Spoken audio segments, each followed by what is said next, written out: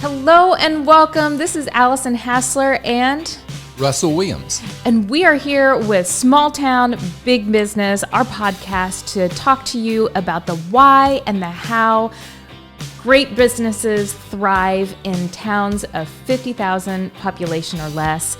And we are here in Marion, Illinois, beautiful muggy day in the Midwest. And Russ, tell us about where exactly we're located. Yeah, on this muggy day, we're coming to you from the Citadel building in downtown Marion, Illinois, right here on Tower Square Plaza. And it's the home of Ethos Marion. We're an emerging small business incubator and co-sharing working spaces. We'll talk more about that on another podcast. But welcome, glad you guys are here. And as Allison said, we've got interviews with successful business owners and founders of businesses that thrive here in small towns like Marion, Illinois. And today we welcome Steve Fowler, owner and operator of Fowler Heating and Cooling. Hey, Steve. Hey, Russell, how are you? I'm good. How are you? I'm great. It's good to be here today. Yeah, we're glad to have you. We're glad to be invited. Good to be seen. And Steve, you have a fantastic heating and air conditioning business, but you have also have your fingers in a whole lot else, and I hope that we get to talk a little bit about that too. But I would love to start with a little bit just about you and what you would like for our audience to know to build this picture around your business and why you're here in Marion. Well, the reason we're here in Marion is because it's the happening place, of course, but at the time we came to Marion, I'm not sure that it was that then, but I was raised out in the country, out northeast of Marion. I actually went to school at Johnson City, a little town north, and but we went to church here in Marion. So we had a lot of friends and a lot of people that we knew here. And my father was a commercial sheet metal worker. And he saw some slow times, and one of those came, and he decided it's either now or never. I've always wanted to start something, for my family. And so in 1979, we opened up Fowler Heating and Cooling. And my dad was 40 at the time. Wow. He always wished that he had started younger, but, maybe he would not have been a success if that being the case. You just never know. But, so we started in 1979 in a hay barn. We were farming a little bit then, and anyway, we started the company in a barn. My mother was the secretary, and my dad did the work. And I did every other job he wanted me to do. So so I've been in this industry since I was 16 years old. Wow. Was there any other choices for you? Well, I had all kinds of thoughts. I could have been a farmer. I could have worked out of the Union Hall or whatever I wanted, but I think my dad just kind of put me on this path, and small town world, you do what your daddy did, and that's kind of the way that worked out. That's and awesome. It's been good. We moved to Marion in 1983, down on South Court in an old building, and that was our start, really. Yeah, that's awesome. Did you ever have that defining moment of saying definitively, yes, this is the path I'm going to take. I'm going to take over my father's business, my family business, and I'm going to make this a legacy business? Or was it just a natural evolution of, well, there's no other answers now besides this. This is the only way that I see my life going. Well, at the time, I didn't feel like I had much choice. The job was there. I was the cleanup guy. I washed the trucks. I did everything that needed to be done. And so I really didn't think of doing a whole lot different. Now, as far as running the company, that really didn't hit my mind early. Of course, I just did what Dad said, and that's just kind of the way that was. But, as time went on, we burnt in 1996, and we built a brand new facility, and as soon as we got it built, my dad retired. Wow. And he says, it's all yours now.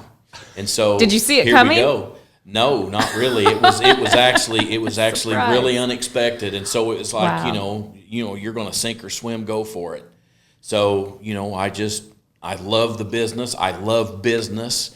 I like to make money, and I thought, well, hey, I'm a business owner now. Yeah. So anyway, that's the way it started, and it's been successful ever since. And there's a million reasons why, but it's it's just turned out to be my thing, and I've been there for 42 years now. Wow. Tell us more about loving your business and loving being a business owner. Well, it's a love-hate relationship. And I always thought that, well, when I want to go on vacation, I'll go on vacation. If I don't want to work today, I won't work today. And, that's just talking, because you know that when you leave, it's going to be there for you when you come back. All the stuff you didn't do while you were, doing your own thing, because you're your own boss.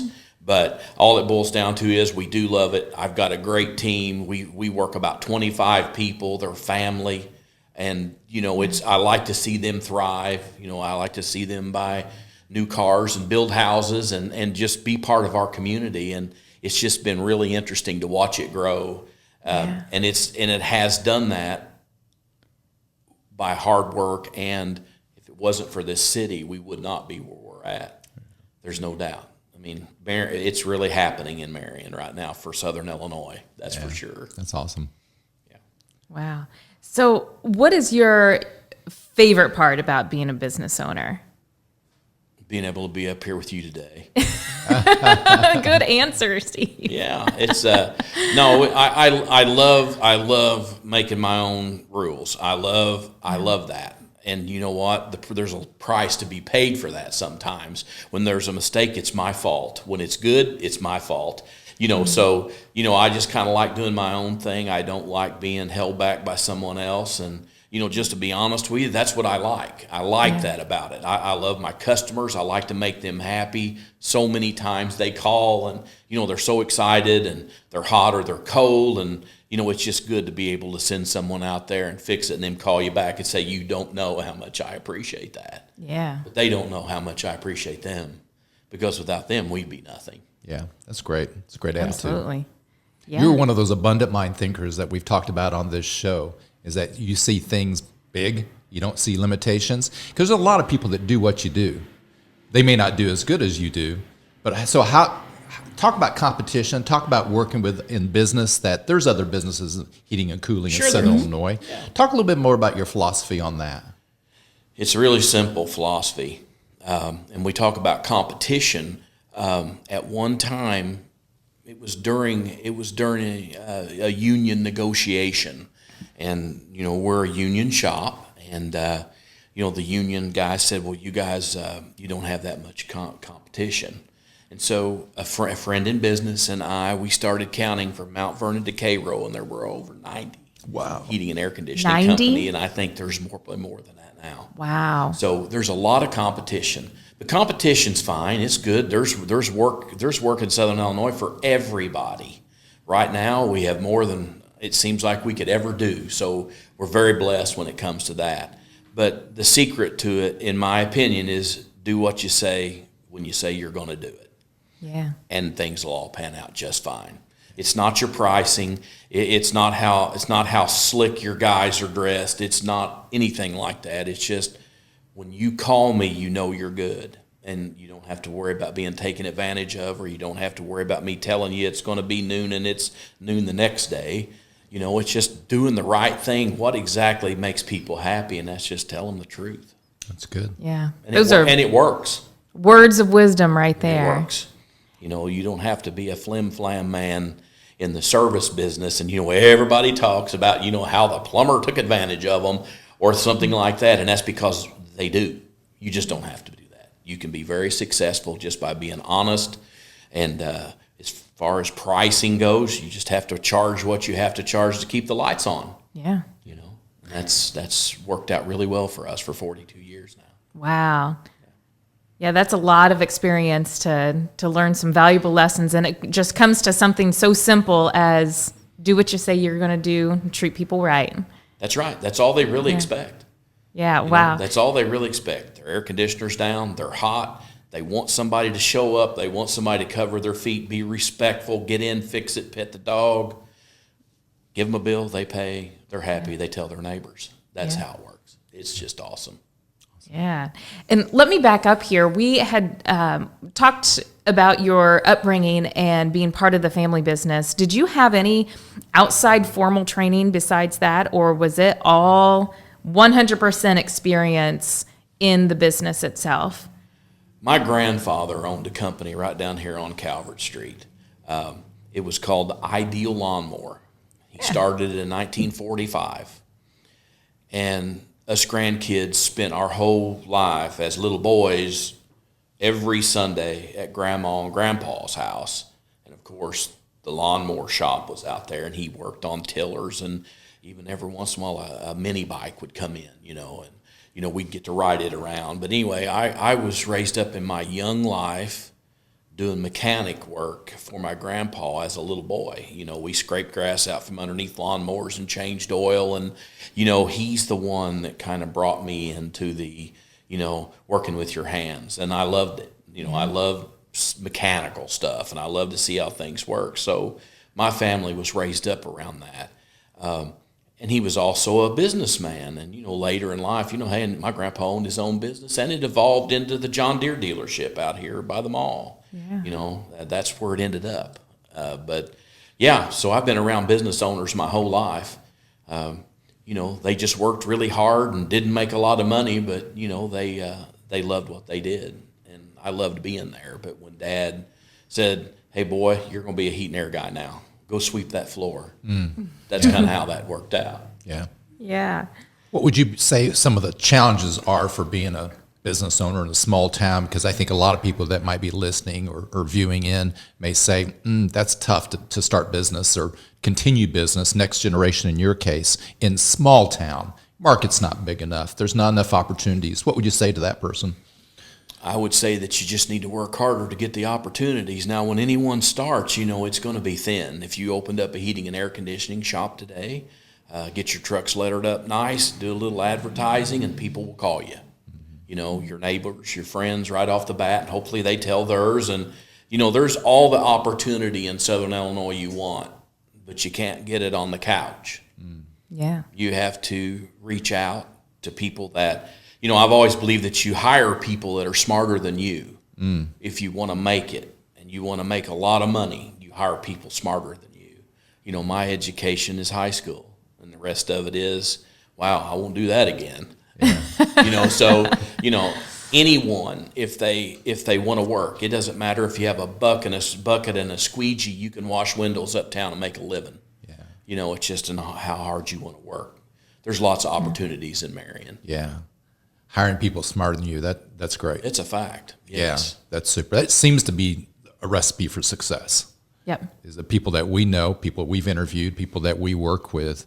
Of course, some of them's hired us, but not sure if that's good or not. But hiring people, and they're out there, right? You just have to search, because some people say, well, there's just not enough people, not enough good workers, because it's a small community. Let's talk about that. Yeah. Workers. What do you have to say about that, Steve? That we have this workforce shortage, and you have a staff of, you said 25. So what do you see about that? How do you see the workforce in small towns, specifically Marion, because that's where your business is? It is hard. That is true. That's something we're going through here right now. I do hope that'll change soon. We hired a service technician, and it took me a year to hire him. Wow. Not just that man. We were hiring for a year. That position. And, we had a few people that we just felt weren't qualified, but, it was a very few. So it took almost a year. Like, it was 11 months to hire one. And I would hire another one today, right now. Yeah. And I expect it may take me a long time to find that person. So, that is a difficulty for me. I think we'll get past that. Yeah. I think once things get back to normal and folks need to go back to work, I think that there will be a lot more opportunity for business owners to hire. But that is a big struggle right now. Yeah. If I lose one of my people, there's just not someone on the corner asking me to hire them. Yeah. And so you really have to work hard to find someone. Is that the number one resource that you need to be successful? It's about your people. About your people. Yeah. Yeah. And there's you just have to lead them correctly. You have to get them on board with what your philosophy is as far as business goes. And they do it just like you want them to. They do it just like you want it done. And once you find that group of people, it's going to be a success. Yeah. Sure. And again, just like without great customers, we'd be nothing without our people. So they are my grandest resource, no doubt. Yeah. Yeah, I know that is a difficult thing is, turnover and finding the right people. But it sounds like if it took you 11 months and 3 different people, you're not afraid to say this isn't the right position for you in order to find that right person. And I think that's really important for emerging businesses to not feel desperate for a person while they're searching for the right person. And I know I've been guilty of that myself, is, thinking so much on the scarcity side of a workforce that I'll just pick whoever comes first and try to put a square peg into a round hole instead of saying, nope, I'd rather go without right now in order to find that right person. I'm not saying that can't be done, because sometimes you can, but most of the time you need that person that has the same ethic as you. They believe like you, and if they do, you probably should hire them. It's attitude's everything. Anyone can be taught to do a mechanical job, but you can't teach attitude. So if you hire someone with a great attitude, they'll go a long way with you. That's for sure. Let's talk about teaching. So training opportunities, do you train yourself? Are there training opportunities around Marion, around Southern Illinois? John A. Logan is an awesome resource for training. And tell them what John A. Logan is. John A. Logan's was a junior college over in Carterville area, and they just have a lot of technical stuff over there, and hopefully they'll do a lot more. They're expected to do more. They've just elected a new board, and I know one of those guys real well, maybe a couple of them, and they want to do more technical training. And what we need is we need welders and electricians, and sheet metal guys, and because that's where the shortage is.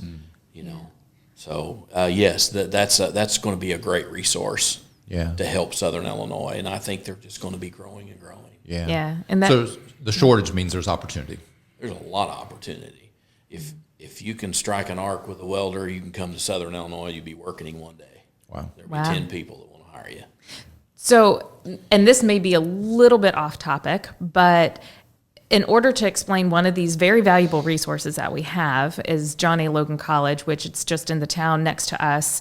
But it's a community college. It's a technical trades college. They have a really great technical trades program. If somebody that does not have the skill sets but wants to get into the workforce so that they are not at a minimum wage job their whole life and they want to go into something like what you do and do some sort of a technical piece, how would they do that? Do they do that on their own, or would they go through an employer like you? Would you send somebody that way, or how does that work?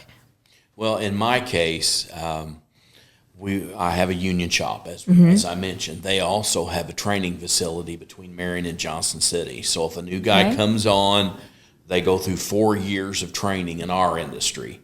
HVAC service and, of course, sheet metal and welding. Okay, so that's one way to do it. I've hired a lot of young guys, and we just trained them on the job. Just to be quite honest with you, my general manager, he's the guy that takes all the heat these days, He started with me when he was 16 years old, and he's been there over 30 years. Wow. Pushing a broom, and he's the GM. So if you want it, it's there.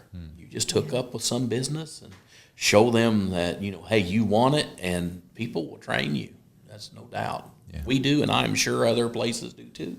That's excellent. Yeah, thank you for clarifying that, because I know that sometimes, especially the younger individuals, may not realize how to get from point A to point B. And it sounds like there's multiple ways. There is. It's hard work and effort. Yeah. It's hard work and effort, and there's not a thing wrong with that. While you were going through your, I call them growing pains as a business, what would that one resource or mentorship or, what would that look like, as if you were to be able to walk into somewhere and say, hey, as a business owner, I need help with this. What would that be? In years past, it was probably marketing for us. There are marketing people out there now, and I have a pretty good one, I'll have to say. And she's helped us a lot with marketing. And, it's only been in the last 4 or 5 years that we've really jumped on board. I've always liked to be on the cutting edge, just a hair off the bleeding edge. But, as far as that marketing and, getting the way I want things to be out there and to my customers on, how I feel about business and feel about them. And, so it would have been marketing is where it would have been for me. I mean, other than that, the rest of it is just hard work. And, they say if you're going to be dumb, you got to be tough, So, you just got to get back up when things don't go right and dust yourself off and go on. And that will make you a success in itself. Okay, great. Thank you so much for that. That's really helpful to understand what businesses are going through and trying to identify what those gaps are that potentially Ethos would be able to help with, and if not Ethos, city resources and things like that. So. Yeah. Well, it would have been nice if we would have had that resource of Ethos back then. Yeah. But for new people coming in, you guys are here, and there's probably nothing you can't recommend to them.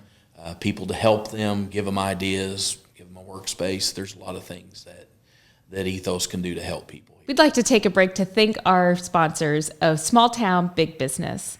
We'd like to thank Southern Trust Bank, Fowler Heating and Cooling, Watermark Auto Group Foundation, Swinford Media Group, and Union Street Arts Production. And you can listen to new episodes every 2 weeks on your favorite podcast platform, including Spotify, Amazon Music, Google Podcast, TuneIn, Podbean, or you can watch us on our YouTube channel. Thank you so much for joining us for Small Town Big Business. Now back to our show. Okay, so I have a question for you. What do you love about being in a smaller town doing business? This is your softball question, Steve. You can hit it out of the park on this one because I know how you feel about Marion, Illinois. I love Marion, Illinois. It's it's a place that holds our values. It's a place that you see very little issues, very little problems. People like each other here. Everyone gets along with each other really, really well. I don't know. I've been fortunate enough to travel. I've been in a lot of places, but there's nothing like home. To get out of the truck on the square, and before you make your way into a building, you've said hey to 4 or 5 people that you know. Yeah. And it's been that way for me this morning, walking right into this building. I'm just saying I think people truly love each other in Marion. Yeah. And it's just a very conservative little town, and it just feels good being here. Yeah. And I want to be a part of everything that's going on. Although I know I can't. I just love to see the growth. And I love to see other people investing their money in this town and hiring people. And this square that you all see right now would have done slid off into the rocks if it hasn't been for people that wanted to keep the history alive and keep it going in this building. Well, you're one of those persons. You're integral to what is happening and will happen. Can you talk a little bit about that? Give us some juicy insider information, could you?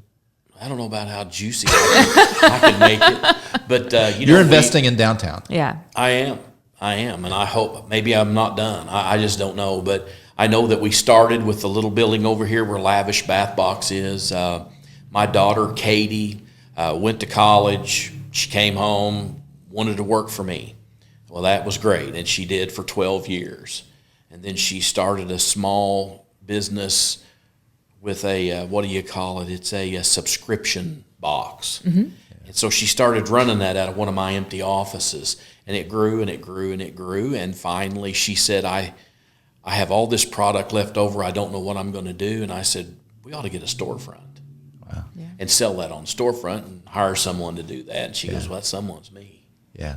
And so she said, that's what I want to do. And so we bought a building downtown, and man, it was a mess. I will say that. But you can't tell now. Oh, it's come out. Gorgeous. It's beautiful. Actually, she's got an awesome little business there. She's thriving. It's growing. And that's Katie Fowler. That's Katie Fowler. Lavish Bath and Box. Make sure we get that in there. Lavish Bath Box, right? And she said, I I like being here, Dad, but, I want to be Katie Fowler. I don't want to be Steve Fowler's daughter. Yeah. And I'm like, you got that. That's good. That's awesome. So we bought that building, we renovated it, and during the renovation, we noticed some issues to that building that was caused by the one next door. So I thought, well, how are we going to get this done? Well, I just worked on the gentleman that owned the building and finally got it purchased, and we're getting ready to bring a high-end restaurant to Marion, which you guys will find out more about that at another podcast, I guess. That's right. And I'm really excited about that. Work should start on that project probably within the next week, hopefully. We received a grant from the state, and we accepted it today. And so we're going to be moving Congratulations. forward very quick. Congratulations. Thank you. It is very exciting. It's a large building. It's going to have an outdoor seating space. The people that are moving in it, they've been in the restaurant business for 10 years now, very successful in another small town that just didn't have what Marion has to offer. Yeah. And it was time for them to grow, and if you're going to grow, Marion is the place to be. Yeah. So Square feet in that space? 7,000 somewhere. Wow. All That's indoor? downstairs. Downstairs.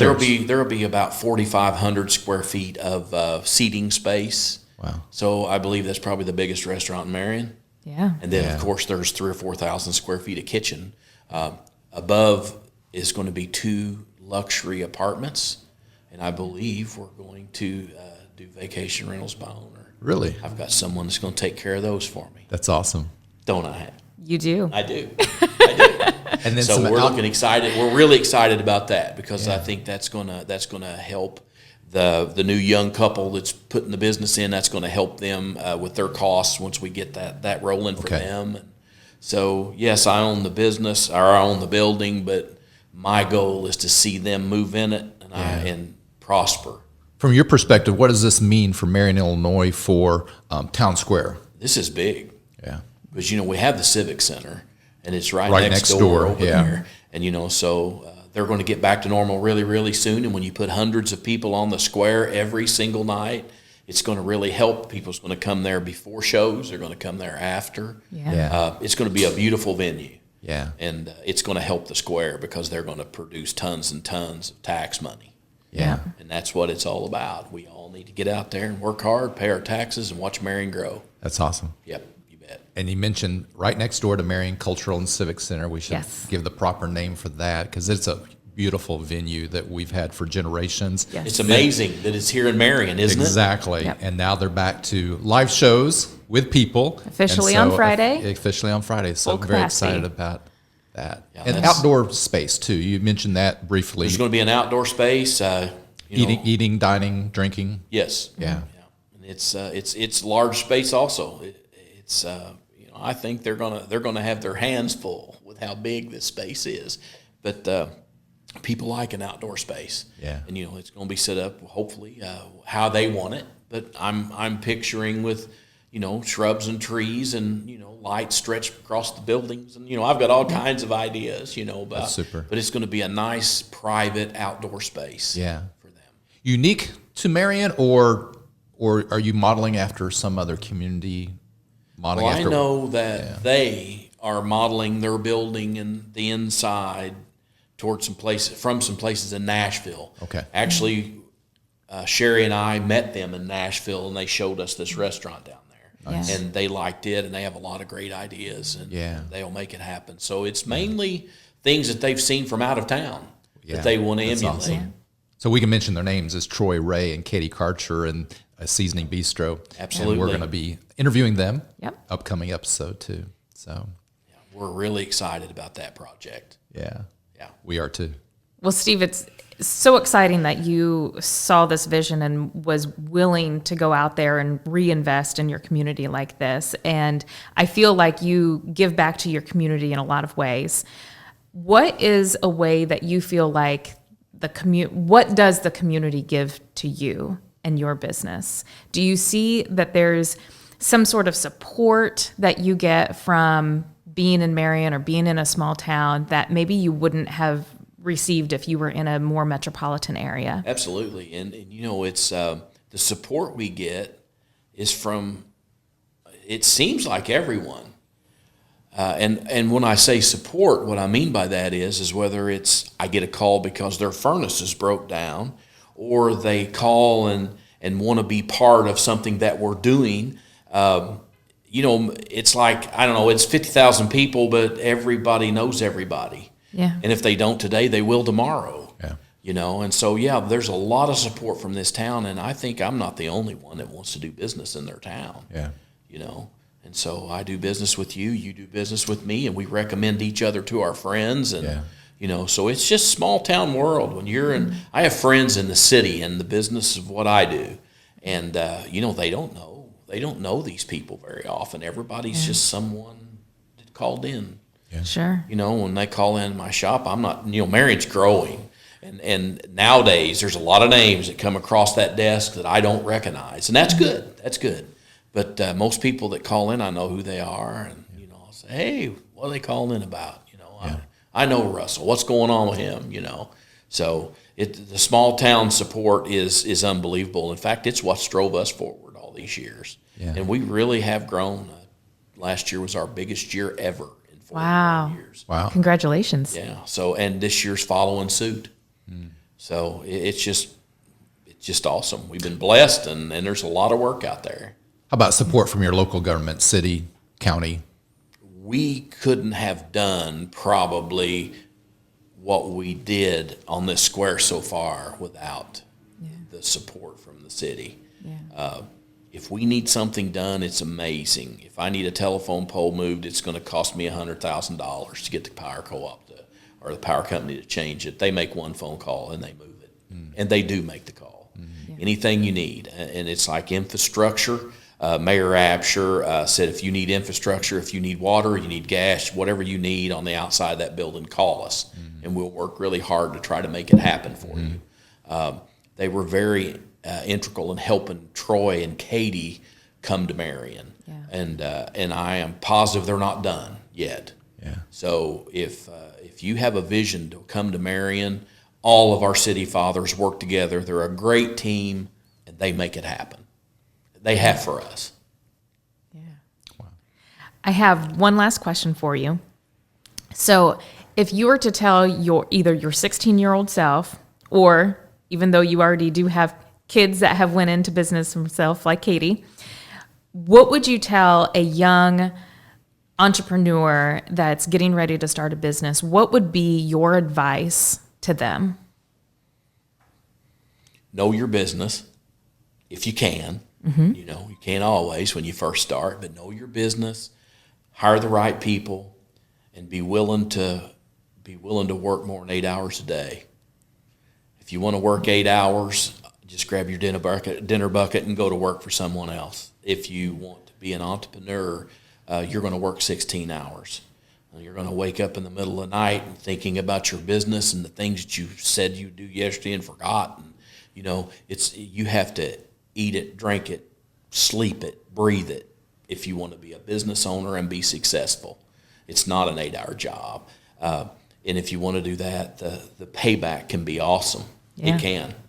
Would you ever trade yet? Awesome. That's a great word. Is it not? Would you ever trade those 16-hour days for anything else? Not now. I mean, there was a time I was wondering, hey, is this really worth it? I have my friends that work for other people, and when they leave that day, they don't even look in the mirror, let alone worry about what's going on. But no, I wouldn't change it. It's great to see it come together, and once all these years have passed, it's just awesome to see what's happened and what you and your team have accomplished over all the years. Yeah. It's great to be in Southern Illinois. That's super. It is super. Steve, I really appreciate you. Love that we've gotten to know each other a little bit. Absolutely. I have to be honest here. When I first saw Steve and didn't know Steve, I wondered, Steve looks pretty rough. Steve, it's the goatee, isn't it? But I tell you what, it's actually the opposite. You are the kindest, gentlest man I think I know. Oh, don't tell anybody. I don't want to ruin that. We can cut this out. That's okay. No, Yeah. That's great. But, well, we all mellow out when we get older. That's for sure. That's for sure. It's always great talking to you, Steve. Absolutely. I get a lot of life breathed into me when I hear you fired up about this town, and it gets me excited even more so about what we're doing down here, and just know that we're on the right path, and it's exciting, and I love being able to help other businesses, whether we're bringing them into town or starting them from natives that are already here, and it's exciting to see that other business owners want to help that happen too. Well, it makes me happy. It's like you sent me the email of some of your visions of some things that were going to happen uptown. And it just makes me happy to see that stuff, because I know it's not just me. I know that behind the scenes that the city and their employees and people are working hard to keep this revitalization going. Yeah. And I don't think we've seen anything yet. I think maybe we'll know on the 14th a little more. I agree. Excellent. Hey, Steve Fowler, thank you so much. Thank you for thank joining you guys. us on Appreciate it. Small Town Big Business. We also want to thank you for being one of our sponsors, Fowler Heating and Cooling. We thank Absolutely. our sponsors, and also Southern Trust Bank, the Watermark Auto Group Foundation, Swinford Publications, and our producer and editors at Union Street Arts. Thank you, Luke O'Neill, and David Williams is here with us this morning too. If you'd like to subscribe to our podcast, you can find us on the podcast platforms, and also catch these video segments on social media, including Facebook. And if you want to know more, you can reach out to me, Russell Williams. The email is russell@watermarkethos.org, or you can reach Allison Hassler with the City of Marion. And we are Allison Hassler and Russell Williams, and this is Small Town Big Business. Thank you for listening.